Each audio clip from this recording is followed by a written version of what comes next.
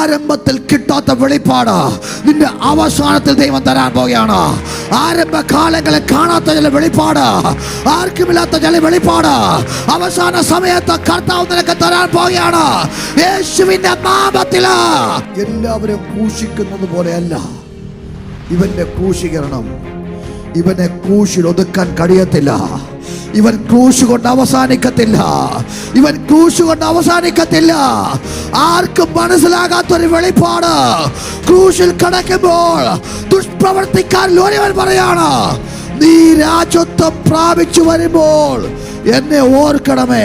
അന്നത്തെ കാലത്തെ മഹാപുരോഹിതന് കിട്ടാൻ വെളിപ്പാട്, കൂടെ നിൽക്കുന്ന പത്രോസിന് യോഹന്നാനോ കിട്ടാൻ വെളിപ്പാട്. ക്രൂശിൽ കിടക്കുന്ന കള്ളൻ പറയാണ്, യേശുവേ, നീ ക്രൂശെ മാത്രം കടന്ന് തീരത്തില്ല, നീ രാജാവായി വരൂ, നീ രാജാവായി വരൂ, നീ രാജാവായി വരൂ. ഇന്ന് പകൽ യേശുവിന്റെ നാമത്തിൽ ആർക്കുമില്ലാത്ത ചില വെളിപ്പാടുകൾ, ആർക്കുമില്ലാത്ത ചില വെളിപ്പാടുകൾ അവസാന സമയത്ത് നിന്നെ കർത്താവ് പകരാൻ പോവുകയാണ്.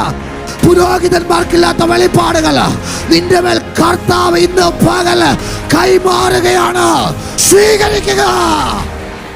പത്രോസ് തള്ളി പറഞ്ഞിട്ട് ഓടിക്കളഞ്ഞില്ലേ? കൂടെ നിൽക്കുന്ന ആരുമില്ലായിരുന്നല്ലോ.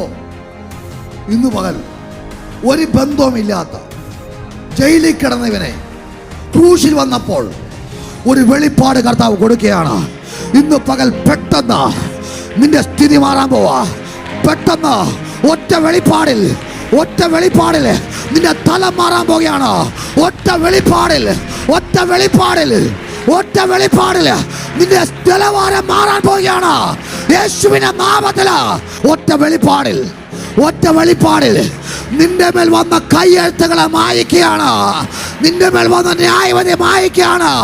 ഒറ്റ വെളിപ്പാടിൽ